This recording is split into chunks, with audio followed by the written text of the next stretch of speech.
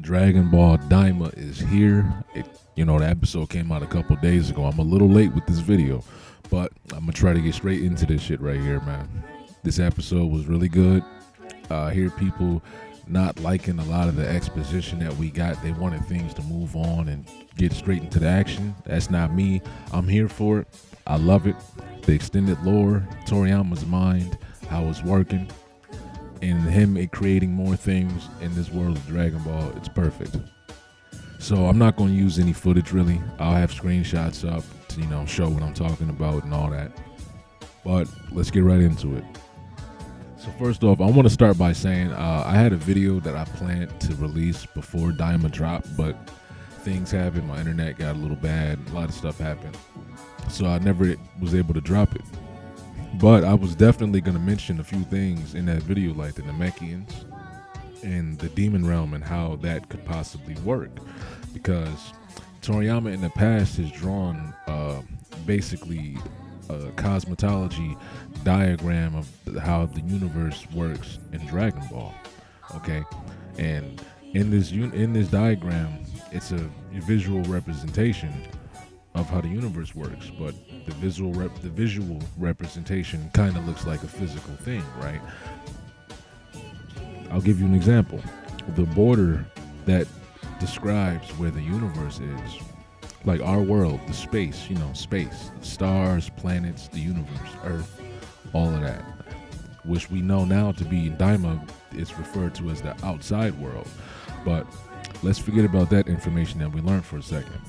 Think about the past. If Toriyama released this information about how the world works in this diagram after he wrote the whole story to try to keep things consistent, okay? In this diagram, you see the spot that represents space in our universe, right? This spot is not really a physical spot. That's what I thought. And now I'm glad that we get a visual example of somebody traveling from one to the other. Because a long time ago, we already learned that the demon world and our world, they're like two sides of the same coin. And the demon world is a separate dimension that's visually below and actually quite literally directly opposite to the outside world, which we know is space and the galaxy and shit, right? The universe. So that was a thing a long time ago. He even added the Kaioshin realm with the Supreme Kai, like the holy sanctuary, as Kibito kept calling it. This spot, he added this spot where they fought Kid Buu, the upper world outside of this whole microcosm of a diagram that he drew of the whole universe in the spiritual world and the world of the living, the hell, afterlife, all of that. They're all inside the upper sphere where this globe is at. So I'm glad that we finally got to see the visual representation for this so people can kind of see and understand that chart was not extremely literal and physical as are most cosmetology charts or diagrams of the universe. And I kind of figured that that's what he was going for, but I can say that all day, but he has to confirm it. He has to show us actually that it's not just a physical spot like that. It's in a separate dimension. It's a dimensional barrier. There's a barrier of space in between these things. Not just physical space you can travel to, but it's a dimensional barrier. And I kind of figured that's how the diagram was, because if you're familiar with other diagrams of the universe, that's all Toriyama did. He used the same methods that diagrams often use to visually represent the thing that they're trying to represent. And the diagram isn't meant to be taken that literal. You're supposed to think of it, this 2D thing in the 3D, okay, and so on and so forth, whatever. But I'm not here to rant about that and how I was right about the demon realm, you have to travel there through a portal or whatever the fuck. I didn't know it would be that. Nobody knew it would be them flying into a fish's asshole. I didn't know that. I'm not saying that, but just the concept of it not being a physical thing, people think that you can like somebody could fly to the edge of the universe and touch that wall that I'll show on screen again. They think you could touch that wall. I never thought that's how it worked, because that sounds crazy. This is a visual of the universe, okay? So But now there shouldn't be any more discrepancy about that, right? It's clear as day. And the only other thing I want to say that Daima kind of showed us is that before this anime came out, there was a lot of people, certain YouTubers, I'm not going to name anybody, but there's certain YouTubers that had secret inside information about Daima. So they say, right? They got a couple of leaks or a couple of rumors that may or may not be true, and the possibility of them being true was like, more likely than not, according to them. So one of those pieces of information, I'm not going to confuse you with this, was the Supreme Kai situation, him being defused. Okay, now the theory or the rumor around why they're being defused is, and listen to this closely, is the fact that somebody used a magic spell to turn them into kids, and that magic spell affected the Potara fusion, defused them, and they would refuse by the end of Daima again. So that would consistently fall in line with them being fused after Buu Saga anyway, because they're not supposed to be defused any sooner than they originally were, revealed to be defused, which was in the exhibition tournament with Champa and Beerus. That's when Goku saw that they were defused, because they came to that tournament. And he asked them how did they get defused. They said they used the Dragon Balls in both the manga and the anime. So now that's kind of being rewritten, okay? And the method of fusion is also being changed up. We should all know about this part, how Vegito and, the whole example that Supreme Kai said, oh, you guys are mortals. That's why the Potara wasn't permanent for you guys. It's permanent for gods. That's kind of either being rewritten or there's just an additional method to defusing. But it kind of makes things inconsistent, and this is another example of how Toriyama just rewrites things, and sometimes it might be something that he forgot that he's rewriting and he doesn't know he's rewriting it. Like the reason for Beerus destroying the North Kai's planet, King Kai's planet, the reason for him destroying his planet changed like 4 times, okay? One time it was over a racing game, the second time it was over a game of hide and seek, and the third time it was over bad food being served to him. So Toriyama does this all the time. It's nothing new. And you can also argue that he most likely just wasn't involved in the anime writing, which is also kind of a truth also. It's not really an opinion. We should know that he wasn't heavily involved in the anime's writing. He wasn't there writing every episode, and they're not following his 100% writing like what they did with Z or in Dragon Ball, where he already wrote the manga and drew his own manga and they're just adapting that. That's not the same case for Super. He wrote a manuscript, he wrote outlines and stuff like that, and they pick it up and animate all that. So it's also possible that the whole, Goku and Vegeta defusing because they're mortals was just never a thing that he thought of anyway. But either way, both can be true now. Supreme Kai and Kabuto Kai saw Vegito defuse inside of Buu. Goku's original observation on that was that it happened because they were inside of Buu. He said, I bet we can refuse once we're outside of him. So that was already kind of a thing that we all thought. That's how we thought the case was, right? So they saw that and they assumed, okay, they defused because they're inside of Buu. It turns out they were right based on Daima. So both could be true. Mortals could also, and them being mortals wouldn't be the reason they defused in the Buu Saga now. Like Super tried to explain it to us. Super tried to tell us they defused in the Buu Saga because they were mortals. But now the case is because Buu's insides have an effect on Potara again. But how do you explain the Zamasu fight and Vegito defusing then? That's where it becomes tricky. Because now if the case can still remain that they defused inside of Buu, then how do you explain Zamasu's situation with him mutating? Because half of him was a human or immortal. How do you explain Vegito defusing because he used up the power being a mortal? That doesn't make any sense now if you think about that too hard. But it doesn't matter. This is what Toriyama does. We're here for the new thing. Maybe something else happens, okay? Now, I mentioned Kabuto Kai and Shinkai because them defusing this soon could possibly mean that You know, the people, all the YouTubers that people were trying to crucify for giving out information and their thoughts and theories or their inside scoop. It turns out that they weren't even right or accurate in the first place. So you guys are crucifixing them. You're crucifying them for no reason, okay? You're crucifying these guys for no reason and trying to kill them and get them canceled and all that because they're, oh, this is Toriyama's last work. All of a sudden, spoilers became such a, like, precious thing that people are trying to stand up for, like they're so righteous and all that. I don't know. That's a different subject, but they weren't even accurate because based on the evidence we have, this arc could take place after the Beerus saga. Okay, this could take place after Battle of Gods because they were defused after Battle of Gods. In Battle of Gods, they were still fused. Okay, they got defused after Battle of Gods, sometime after that, before the tournament, like I mentioned earlier, with Champa and Beerus. Before that tournament, they got defused. So this could take place after Battle of Gods, for all we know. But some people are still saying, no, they're going to refuse before Daima's over. Whatever. We'll see how that develops.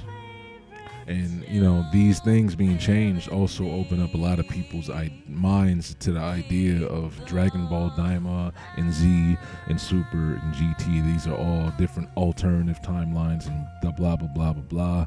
They can't just accept the fact that Toriyama might write something in the manga and it contradicts something in the anime, or he writes something at one point in the manga that contradicts something at a different point in the manga because he forgets or he just doesn't care. He's free writing. He like I said earlier with Beerus, he changed that idea 3 times. It's not a big deal, but the fact that changes, people try to use that as evidence that, oh, these are different events happening in different stories, so these are different timelines. No, Toriyama is just changing how things work. Okay, we're not going to get on Demon King Piccolo and how him being a demon and calling himself a demon back then, while at the same time not even knowing that he was a Namekian. Okay, he didn't know he was a Namekian back then. They didn't know their name.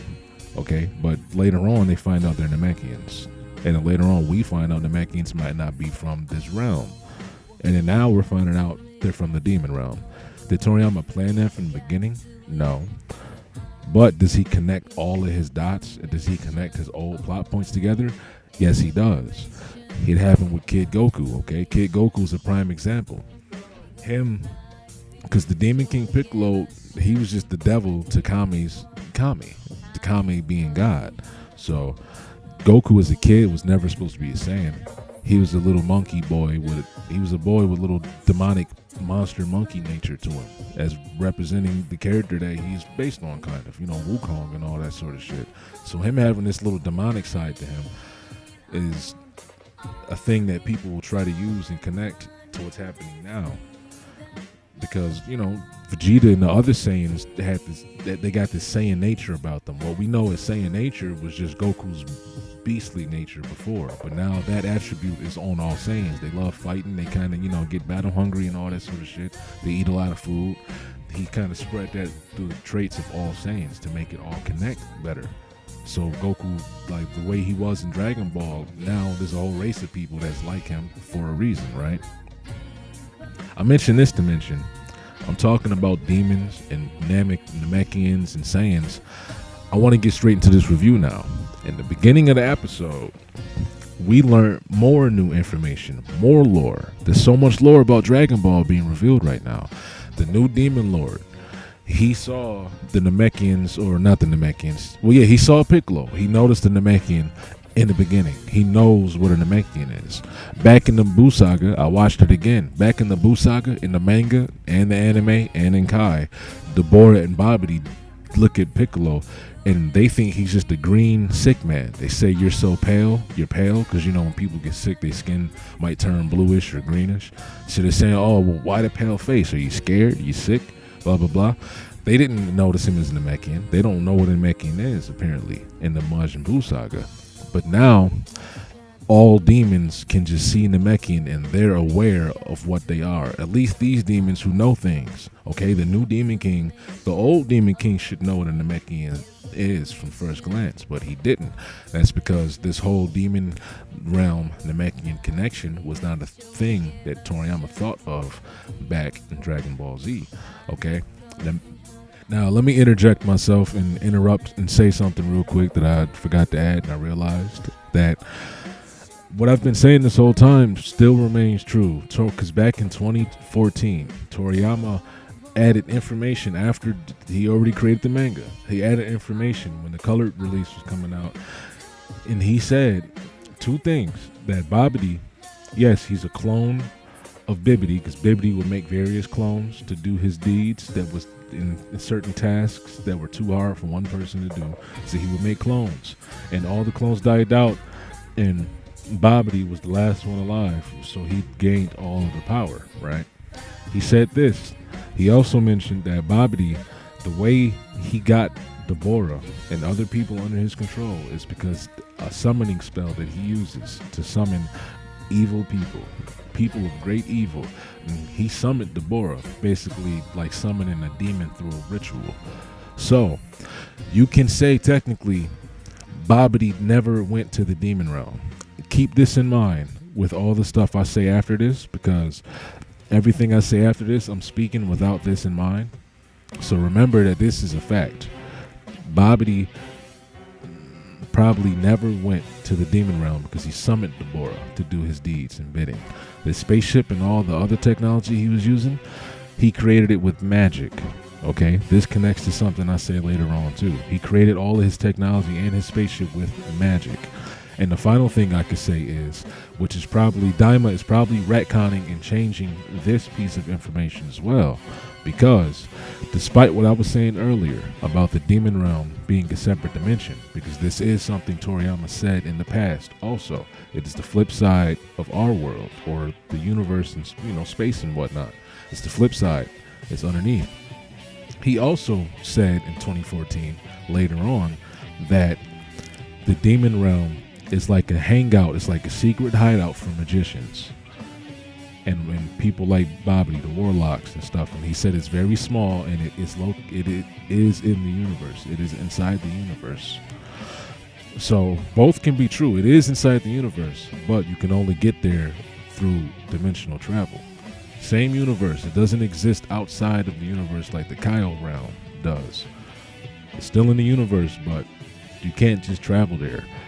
Maybe in the past he had the idea of him actually traveling back and forth just with regular flight, because it was also mentioned, Supreme Kai mentioned in the past in the Buu saga, in the anime and the manga, he mentioned that Babidi's father, he mentioned that Bibidi was a warlock from deep in outer space who was blowing up planets. Okay, he created a Majin. We're going to find out more about that in Daima possibly, but I had to interject and mention that little piece of information. Now I'll continue on with the episode right here. I'll continue about the other new pieces of lore we were introduced to. Demons having pointy ears. That is a new piece of lore. People will try to act like, no, it's not, because this, and that. Well, you can try to find any character in the past and connect the dots and try to say this character could be a demon now because of this new piece of lore we have and we were introduced to. Like everything I mentioned earlier, Toriyama even added the Kaio realms later. This information right here, the demons having pointy ears, and that being the notable trait of demons as the demon lord, and who we are getting this demon exposition through, because this character in the Shin's brother, who I will get on soon, Shin brother, you know, Supreme Kai, his name is Shin. Okay, his brother Degetsu, they are like the exposition for demons and the demon realm and Makai and everything Ma, because we're gonna learn it through them. Like everything, the whole Buu saga was being watched through their perspective. He starts up by saying, damn it, Babidi even took control of Deborah. Deborah was, he was being taken control of and manipulated by Babidi against his will. He wasn't supposed to leave the demon realm. He left the demon realm because Babidi made him so he could use him in his schemes to go resurrect Majin Buu, who we're probably going to see more about that later. Because in the past, in the Majin Buu saga, you probably don't remember, but I just watched it. It's fresh in my head. Supreme Kai went into the backstory about Majin Buu, and he was Kid Buu. Yes, he started out as Kid Buu, and Babidi, his father Bibidi. So we got Bibidi in space. He wasn't in the demon realm. He was in space with Buu. He created him, and he's running around space in the outside world already, trying to kill everything and try to kill the Kais. He wanted to destroy everything in the outside world for some reason, or what we know to be the outside world now. He was just going around space blowing shit up in the past. But we know he had that scheme to take over that world. Supreme Kai himself said he doesn't know that much about the demon world, okay? He doesn't know that much about the demon world. This video might be a little bit all over the place, but bear with me. We're going to go from the beginning of the episode, and I'm going to work my way through in order, okay? Now that I've gotten every other suspicion and thought and theory, you know, that everybody had before Daima out of the way, and now we know some truth to these things that people thought and theorized, okay? So now we know some truths now, okay? But let me go back to the Shin's brother, okay? Shin's brother, Degetsu.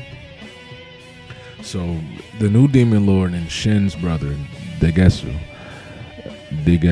I forget how to say it exactly, but that's his name, right?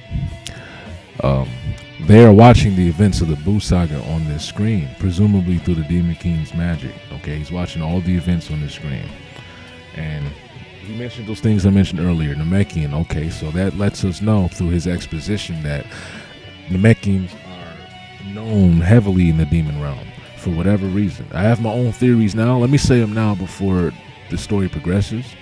I have my own theories now that Toriyama will indeed connect Demon King Piccolo and the rest of the Namekians leaving the demon realm to this story somehow.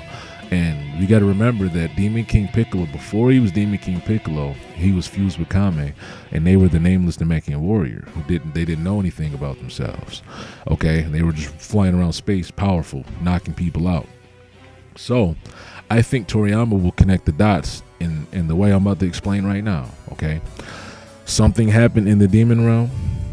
Maybe that the nameless warrior was running amok. Who knows? But something happened in the demon realm, and the Namekians left the demon realm because of this reason. They left in their spaceships with their magic, and using the Dragon Balls and their magic, they created their own planet in the outside world because they want to live peacefully. As we see the Namekian people live, they live peacefully.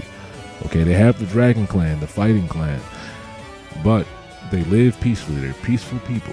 Okay, they still have their ways from the demon realm, their magic and all that. But as they were leaving the demon realm, I think Piccolo's origin will have a similarity to Goku's. Somehow, some way, whatever spaceship this little baby Demon King Piccolo, nameless Namekian, because he's not Demon King Piccolo, whatever spaceship the nameless Namekian was in, probably strayed off from the group of his Namekians that were leaving the demon realm, and he crash landed on Earth or somewhere else in space until he wandered around and came to Earth. Either way, he strayed from the group somehow, not knowing anything about himself because he was so young and baby, like Goku was, didn't know he was a Saiyan or anything. He's gonna be a baby Namekian, nameless Namekian, straying off from the pack of the clan, that the whole entire clan of Namekians that left the realm. He's gonna stray off from them and maybe crash land on Earth or somewhere else. Okay, I think he's gonna connect it like that, or maybe they did reach it to Namek. They did reach it to planet Namek, but he strayed off from Namek somehow too. Maybe they accidentally hit the button on the spaceship and the baby was in there and he flew off to a different planet after he came from Namek. Who knows? But I think that's going to be a connection in some way, shape, or form. We're going to see why or how, or for whatever reason, the Namekians left the demon realm long ago. I think we're going to get revealed that Popo is a demon. His ears are pointy too. He probably knew the whole time Dende was, and Kami was. Didn't tell him. We might get new information saying that Kami knew he was a demon the whole time. We don't know, but we're gonna figure out all this shit now, and that would be new information because he never said or knew that before. He calls himself a god. He's a god. He split himself from good and evil. The evil side became the demon lord on the planet Earth. Okay, because in common with Japanese themes, just like the demon realm or the demon world being a thing common, but Toriyama is finally conceptualizing the idea of the demon realm in his own way for Dragon Ball's world, not anything reflecting anything that happened earlier in Dragon Ball. In Dragon Ball, the only closest thing we got to any mentions of that was not only there being demons, but devils and shit. Like Devilman, he said his home world was hell. Okay, we know various people that connect to Baba, they have connections to Baba, they have referenced or spoken about hell. Okay, later on, hell is spoken about even deeper. Toriyama even tells us that devils are from hell. The devils, specifically Akuma, they're from hell. Mao, demons, they're from the demon realm apparently. Makai, Mao, Makaioshin, I mean, or Makais, or the Ma's or Mao's, demon lord. Mao means demon lord. He's from the demon realm now because Namekians are. He didn't know that. Okay, we're getting these backstories connecting to everything. Shin's sister, she apparently went to the Buu Saga. What do I mean by that? During that time in the past when Babidi and Deborah went to the outside world, she followed them and she was watching, maybe manipulating events and strings in the background. In the past, we understood that Majin Buu got resurrected slightly earlier because Goku and Vegeta were fighting at such a higher level that the battle damage increased beyond their expectations, right? And it refueled Buu faster than they thought it would, since they were fighting the Super Saiyan 2, a level beyond Super Saiyan. But what if now Toriyama makes it so that Anrisu, I forget her name, but Shin's sister, Degetsu's sister, what if he makes it so now she was pulling strings the whole time in the past? We don't know. Okay, they were watching the events of the Buu Saga. She clearly has a manipulative nature. She's manipulating the Demon King using his ego, saying things that he knows that he's not going to try to deny, because then that would be also admitting that he didn't think it is a good plan, and kind of also admitting that he's stupid or whatever. So he's like, oh yeah, okay, I thought of that, that's the plan I'm going with. And she's manipulating him like that. She's making him, you don't think that she's aware that he would have found out that she went to the the outside world chasing Deborah and Babidi? No, she knows that, but she doesn't care. Okay, a long time ago, when the re-release of the Dragon Ball Z manga was coming out, and Toriyama, it was in color, Toriyama mentioned a piece of information saying that the Demon Realm is a place, their means and their, I forget exactly what word he said, but their means and their knowledge and shit surrounds magic. The outside world, their understanding of, that's the word he used, I think, understanding and all that. Their understanding of things and their knowledge is science on the outside world. The gods and science. On the demon realm, they use magic. So it was always there, possibly for him in his head, to connect the Namekians to the demon realm, because they are magical beings. Okay, it's also a fact that the Elder Kai said in the Majin Buu saga that the Namekian Dragon Balls, because this was where they're supposed to be from. He didn't mention they're from somewhere else. He mentioned before, back when we knew that they were just from planet Namek, the Elder Namek, who has all of this information. And by the way, the Elder Kai, if you forgot about, he shouldn't be old. He's only old because he fused with a witch when he was younger. This old, maybe not specifically a witch, but she's a magician and it was a woman, so that's a witch. If you're a magician and you're a magical man, you're a warlock. You're evil wizard, warlock. I don't know if the witch was evil or good, but they said a magical person, a magician. She had a witch hat, so I'll call her a witch. But Elder Kai fused with the witch when he was younger, reading comic books, and that's what made him old. And that's the same reason he has the magic and the ability to unleash Gohan's potential. I just want to mention that side note. But a character like him, even in the Buu saga, mentions that the Namekian Dragon Balls, that they got told that not to use them to the outside world, not to use them to help and interfere in any other mortals, and that their use is restricted on their planet and all that sort of shit. They told them that. That's what the Elder Kai said. And he's 15 generations before Shin. So that was a long time ago that Toriyama was trying to say that this thing was even solidified. I'm sure now we'll get some exposition from an Elder Kai or some other Kai characters mentioning how, the Namekians are from the demon world. And they're just going to talk about this shit like they knew it the whole time, because this is how you do this type of writing. This is knowledge the characters knew about but just never said.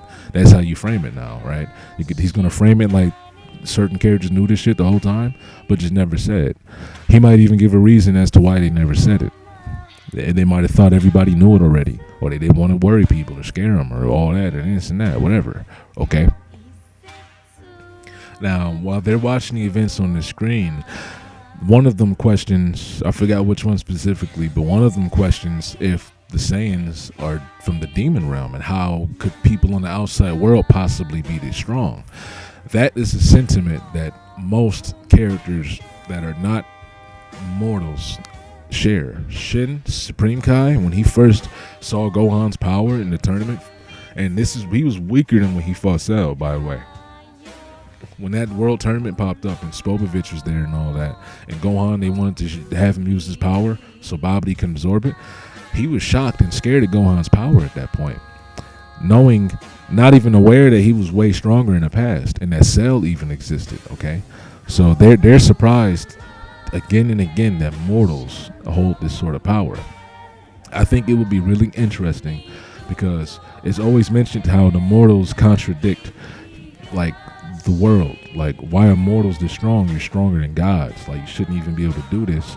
I feel like Toriyama planned one day, and maybe this is just me, I feel like Toriyama planned one day to introduce us to the God that created Saiyans, the God that's responsible for creating beings and different mortals and shit. I feel like he planned to introduce us to the God that created the Saiyan race, or tell us something about their origins that we didn't know, because he likes to do what I refer to as moving the beginning around. Toriyama, in his stories, he moves the beginning further back or closer. So what do I mean by that? Well, in Dragon Ball, you start off with Goku, some boy that just flew into Earth, and he's a monkey boy raised by Grandpa Gohan, so on and so forth. Doesn't even matter if he's a Saiyan later. That's not the beginning, that's later. That's the beginning.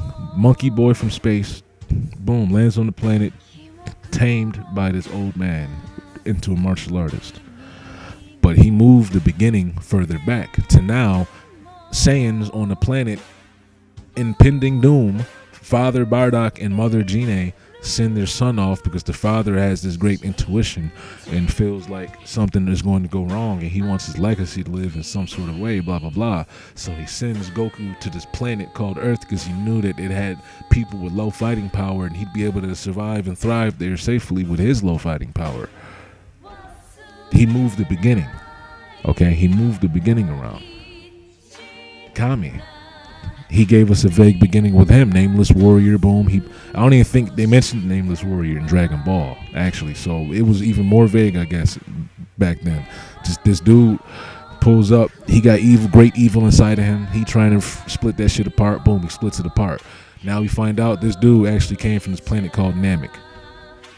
He strayed from his planet and his people. Okay, he moves the beginning around a lot for stuff. Okay, a lot.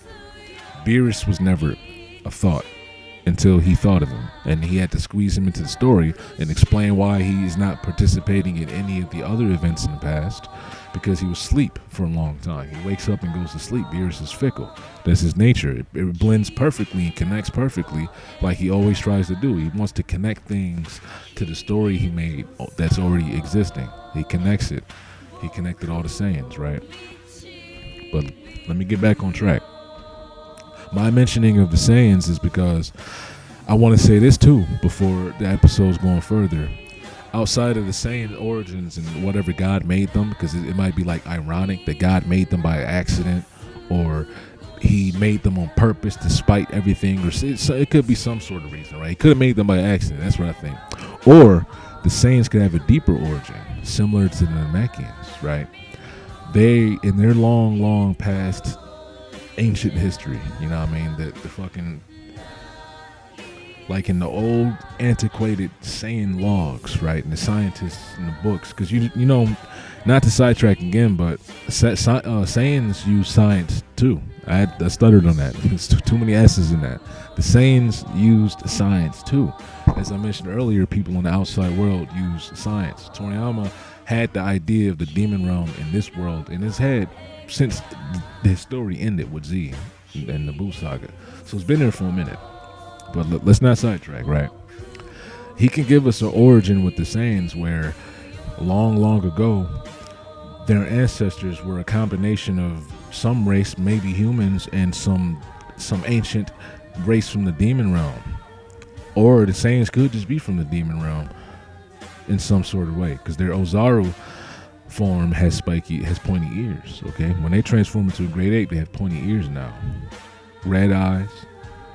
It's demonic in nature in a lot of ways, and that's what Goku's nature originally represented. That's what that side of him originally represented anyway. So Toriyama could connect again in a roundabout way and make the Saiyans a product of, like, they're like the result of magic from the demon world. What if that's a thing? Because I know they call her doctor. They call Shin's sister doctor, but she's more like a magic scientist. She studies magic, and their form of science would be all magic.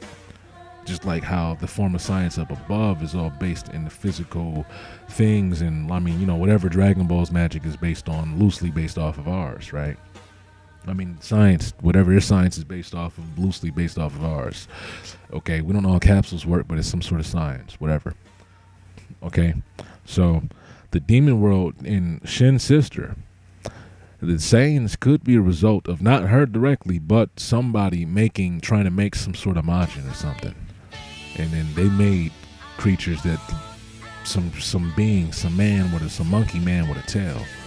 And he just broke out the tube, started going crazy in the demon world one day until they just banished him to the outside world or some shit. It could be anything, bro. The Saiyans could have been made on a Dragon Ball wish.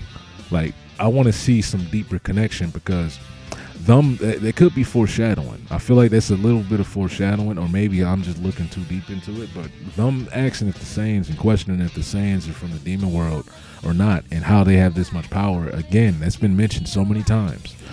I feel like this is foreshadowing to their existence being, I mean, we know their existence is special, but we can get an answer to how and why it's special.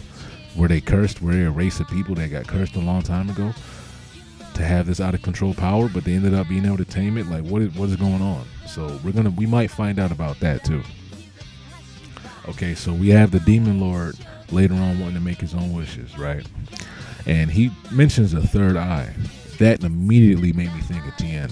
Now, what if the third eye also is something that got stolen from the demon realm a long time ago, and Tien's people, which we know in some of the, you know, on the websites and some of the wikis, he's labeled as just a mutant, right? A mutant. He's not a human exactly. We got people on Earth that are like furry people, they're animal people, right? Beast people. We got all those sort of weird people that already exist on Earth, because Toriyama's world was already crazy, right? So Tien having three eyes might not just be a mutation, like just a general, like actual mutation from just him just being born with three eyes. And it could further be his clan are really not humans, in the sense that they got affected by some outside power. Okay, maybe the third eye, maybe some demon came from the demon realm a long time ago, like Babidi did. He came from the demon realm a long time ago to the outside worlds. What if another one did some other time with the third eye, and he infected Tien's clan or possessed them or some shit? Now he has a third eye. That can be a gateway for Tien to get more power. But maybe now I'm just having too many high hopes if I expect Tien to start fighting again. So yeah, I'm digressing. But I really thought of Tien. His people could have some sort of roots escaping the demon realm long ago, just like Piccolo has now. I feel like Shin's sister is quite possibly researching the like, she already knew about the Dragon Balls, but she could have been researching Saiyans. She could be trying to create her own Saiyan monster. She could be researching. She could have been following around researching Majin Buu or gathering data on Majin Buu the whole time, so she can create her own Majin character. She can make her own Majins. Who knows? They won't have to be Majin Buu. They won't even have to just break apart in the bubblegum. If it's a Majin, it could be anything. It could be something akin to Janemba, even though Janemba's probably just a devil or a demon, some strong devil, like a devil because he was in hell. He was born in hell. So like they said before, though, the demon realm and hell are quite similar. Yema or Emma, when he, the dude who stamps people to hell or heaven, and he guards the gate. We're standing right there, Snake Way. That's where his house is. So he sends people to heaven or hell. He sent the Bora or Dabra. He sent him to heaven because he said that he would enjoy hell too much because it's similar to where he's from, the demon realm. We got that in Z. That's the most mentions of the demon realm and everything directly related to that concept of the demon realm that Toriyama is newly founded around that time, because he didn't have that concept or idea, at least not in the world of Dragon Ball. It could have been in his head, but it wasn't in the world of Dragon Ball or introduced until then. Okay, I look at her as some sort of she's like a demon Bulma, Shin's sister. I forget her name again. Like I said, Anrisu. I think it's Anrisu, but she is like a demon Bulma.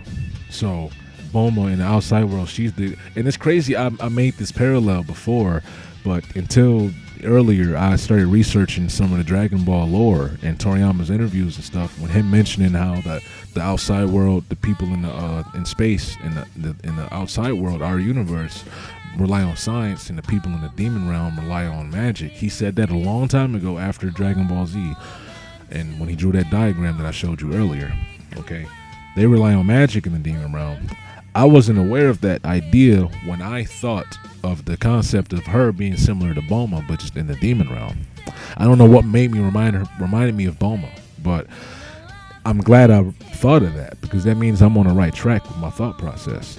Him mentioning the science and the magic being the parallels of the research and understanding and knowledge of both sides. That's how they understand this shit like that, right? Her being Dr. whatever her name is, Anrisu, she is going to be using magic. She's a magical scientist, basically. So all of her research is founded in magic. She is quite literally a Bulma of the demon realm in that sense. In that sense, she'll be like the Bulma type character of the demon realm. She probably doesn't fight. All of her power comes from her knowledge. Okay, now different type of power. Bulma's doing science. We have yet to see Bulma tell Vegeta to shoot a Galick gun at this device so she can make a Galick gun, gun, literally. If Bulma captured Galick guns and Kamehamehas and pistols, and she was shooting them out like Gamma, and she made weapons with science, capturing Ki, that would be crazy. But we might see this woman do a lot of crazy magic too, okay? Let alone create something. Wink, wink. Okay, so now the traits. I noticed the traits in their names, and I had to search it up because I'm not a Japanese speaker, but I kind of do study or research a lot of Japanese on my free time sometimes, and I've done it in the past a lot more than I have recently. But I already knew what Shin's name meant and the various meanings for Shin's name, and I already understood what Zamasu's name, because his master Gowasu, they both had the same meaning for the name. Okay, but when I heard Degesu, that's when I had to Google this shit, because I know Toriyama likes to do naming schemes. I never thought the Kais had a naming scheme. I never thought of that until I heard Degesu. I never thought of that, okay? Because I know Degesu, people, that's usually referred to as like I am or me. People say Degesu, they're referring to themselves in the sentence. They're the subject of whatever they're talking about at the time when they use that or whatever, right?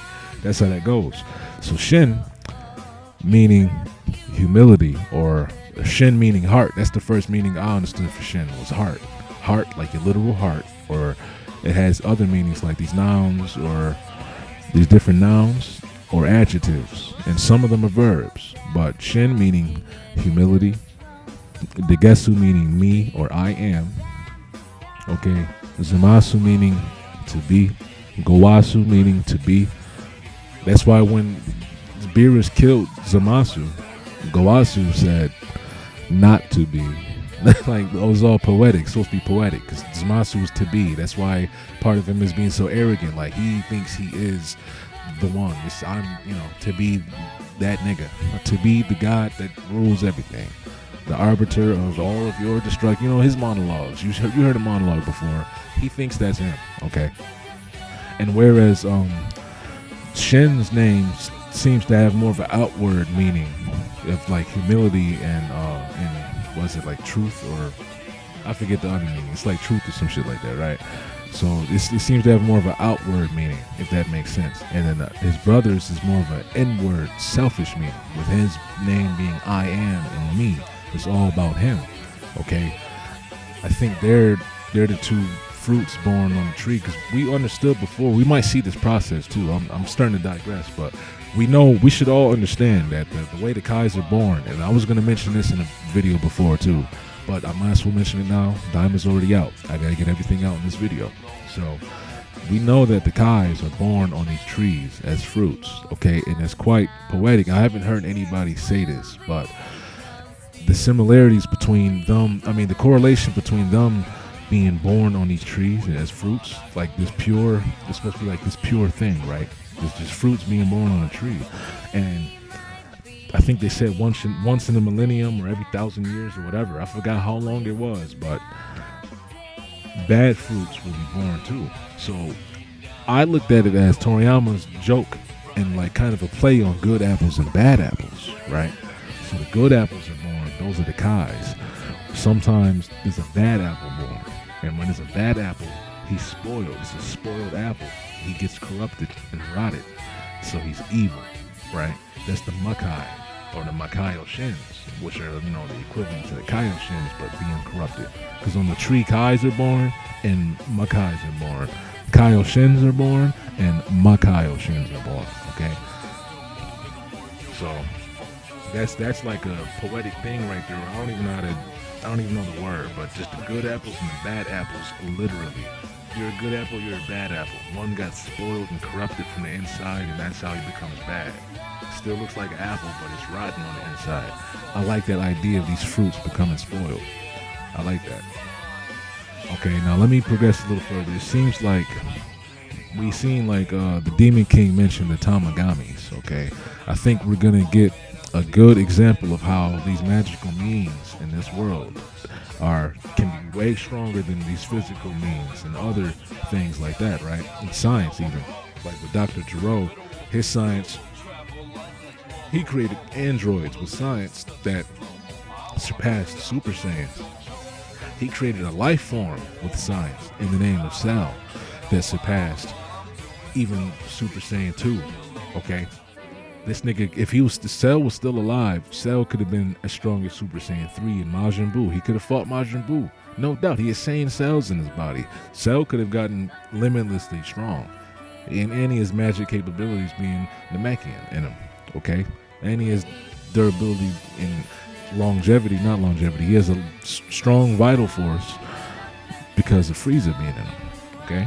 It's a lot of stuff in Cell. That's all through the power of science. If you really think about it, Cell Max, stronger than all of that through the power of science. That's something more relative and more recent in Toriyama's creation, okay? Fresher in his mind with these other concepts of the demon world and these other concepts he's working with. Cell Max, created by science. Gamma 1 and 2, created by science. Stronger than a Super Saiyan Blue, or as strong as Super Saiyan Blue, okay? Stronger than or as strong as Super Saiyan Blue. That's Gamma 1 and 2. I'm not trying to rhyme, but it's there, okay? Now, I say that to say that the Tamagamis, if you don't know what I'm talking about, the Tamagamis are those robot sentinels that seem to be created by the Namekian Gemma, or Genma, whatever his name is, because, the Japanese letters flip around or whatever. So that old Namekian fart created the Tamagamis, and they are most likely strong as hell, because I forgot to mention earlier, since we're learning everything from the demons' perspectives and they're giving us the exposition, the demon lord earlier, another hint at how things work in the demon world and how exactly them being surprised and scared of Goku and them's strength doesn't mean that they have never seen anything that strong before, because they're specifically shocked at how a god is this strong. I mean, how a mortal is this strong. A mortal. Same thing with Supreme Kai. If you look back at it, yeah, he's scared because Supreme Kai himself was not that strong. He was strong enough to one-shot Frieza. He couldn't do shit against Cell if Cell pulled up. The androids might even whoop his ass, okay? But he was strong enough to one-shot Frieza. So, from his perspective, if you really analyze what he's saying, even though Toriyama didn't think of higher gods at that point, he didn't think of Beerus and Gods of Destruction and Zeno and Zeno's guards. He didn't think of all that in the Grand Priest back then. He didn't think of it. But the way he's saying it and the way that the new god, the new Demon King is just framing things, he's speaking of them as if he's surprised that mortals have this much power. And he even goes on to say that, well, he's not worried about them coming up to the demon realm because they wouldn't be foolish enough and they'd have struggles or whatever. It'd be tough. So we know that beings as strong as Cell and around Super Saiyan 2 and 3, Gotenks and all of that could exist in the demon realm. People of that caliber are not a stranger to the demon realm. The Tamagamis, for example, this is a means of magic that we're about to see, a magic created being other than Majin Buu, because he was known as the great evil, the legendary infamous evil. Everybody knew about Majin Buu. They knew about Majin Buu in the afterlife because he's great evil, okay? Everybody in the demon realm knows about Majin Buu.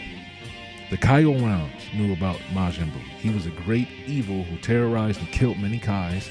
He probably terrorized the demon realm before Babidi left with him, and he probably he did terrorize planets in space, like how he started doing again at the end of the Buu saga. When he became Kid Buu, he started teleporting around, blowing up planets indiscriminately.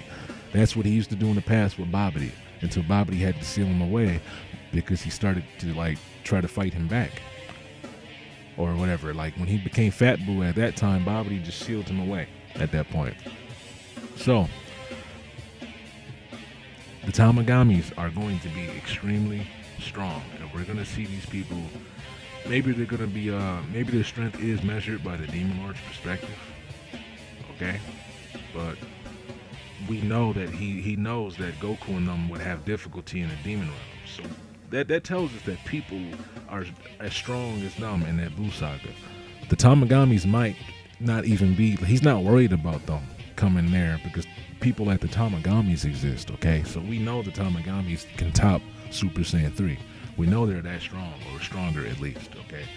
And that's a lot of power for some people, some characters who probably have existed since before the Frieza saga. Chronologically, I know they didn't exist literally because Toriyama didn't think of them. But since they're now being interjected in the Dragon Ball world, their existence has to be taken account of, and he has to take account of all the things that have passed and gone by in the timeline, right? Knowing that the Namekians used to be there, he has to write a story for that.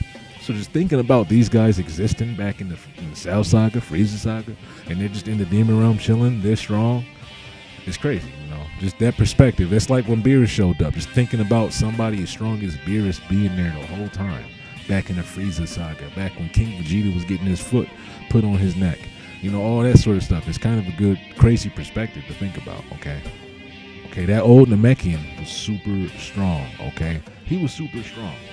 Now, we know he was talking about how he stinks.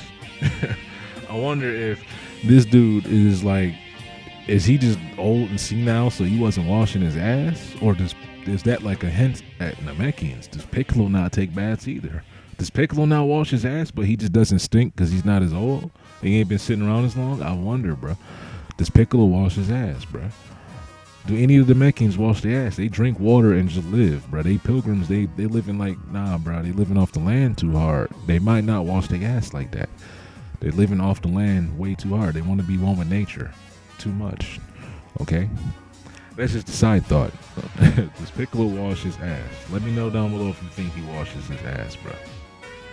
I already mentioned Popo will probably be revealing that he's a demon, and it's really ironic.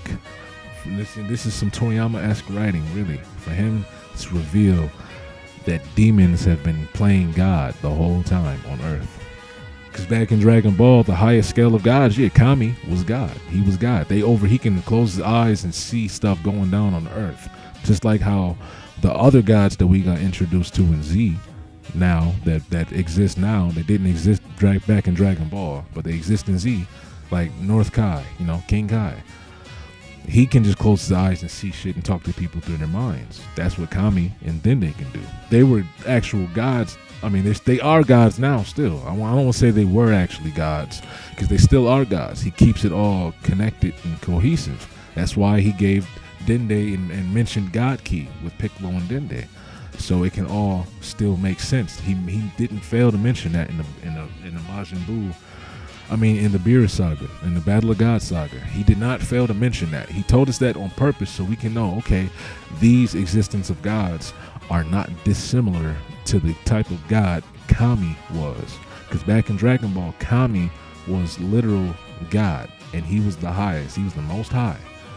Kami was the most high back then.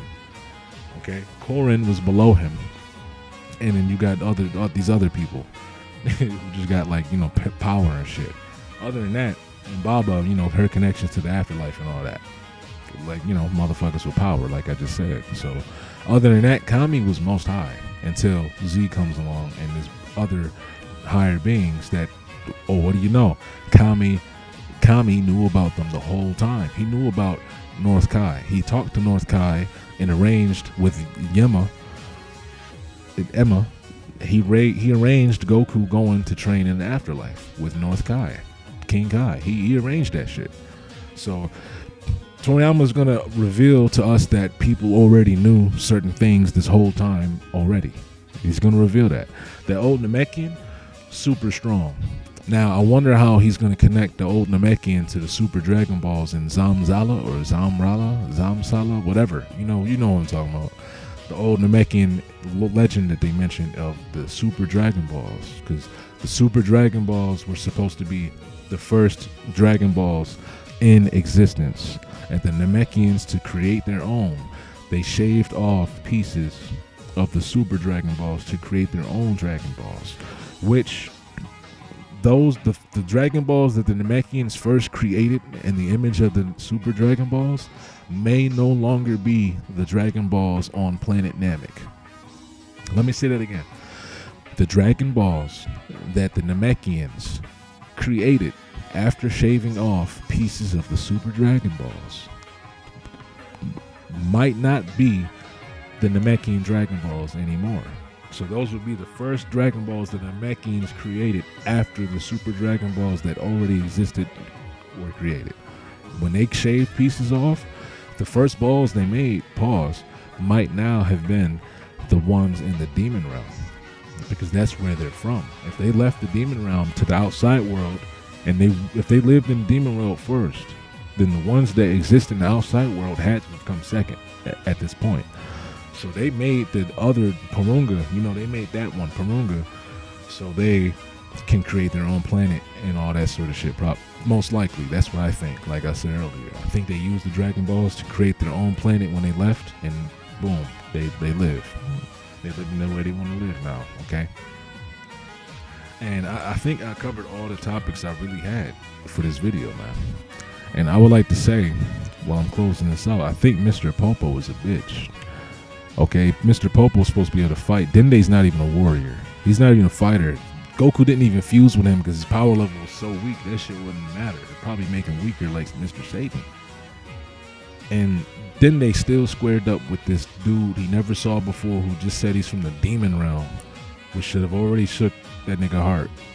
Demon realm? He said, nah, fuck that. I'm not giving you the Dragon Balls over my dead body. He flew over there and started trying to square up with him and fight. He never threw a punch in his life. And Popo, what did Popo say? Oh, do you want some juice? Popo's a bitch, bro. Popo's a bitch. Okay. Now I want to close this out saying I know people are going to have a lot of questions about Daima and whether or not this is canon, that's canon, this is canon. Because, you know, if you think of how Toriyama's manga ended when he finished Z, but the anime and the staff and the company didn't want Dragon Ball itself as a thing to end, so they continued Dragon Ball after the anime. They didn't this Dragon Ball GT is not a continuation of the manga. It's a continuation of the anime, because the anime can do what they want to an extent. Like when it comes to that, they can do whatever the fuck they want. They can make Super Part 2 and just have Super come back out with some bullshit stories, but they will lose money, so they're not going to do that. But my reason for saying it is, if Daima is something that Toriyama directly made, and the anime, of course, Dragon Ball Super's anime was coming on before the manga, but both the anime and the manga follow the manuscript that Toriyama had. The only difference is the manga, the mangaka, the author, Toyotaro has it's too many Toyos. Toyotaro has Toriyama working with him more directly than he was with the anime back then. He can talk to him, ask him questions.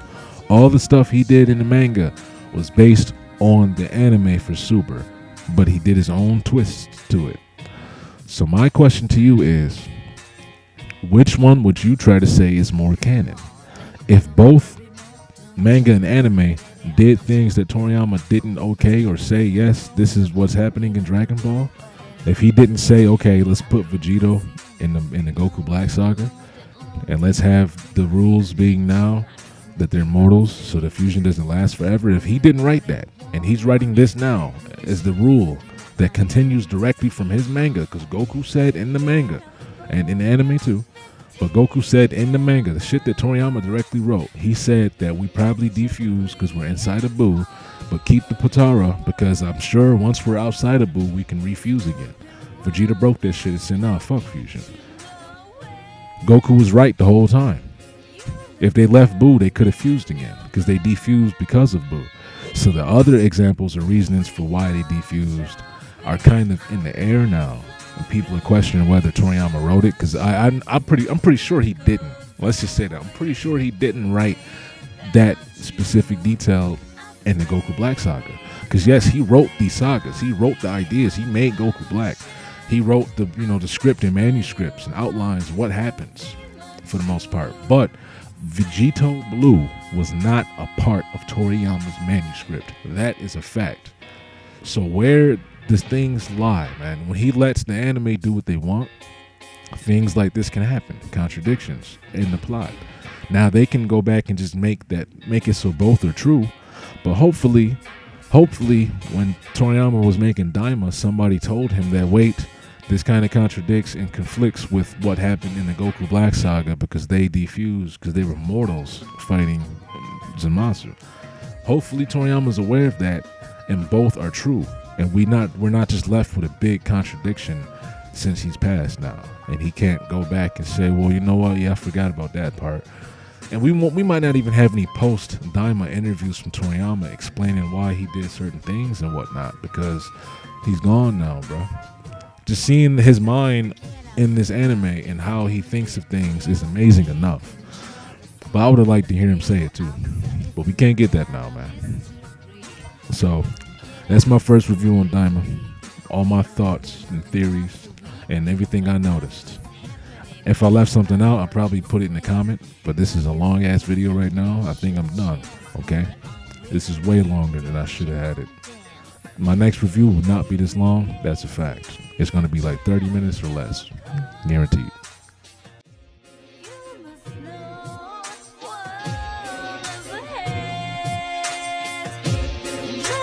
True.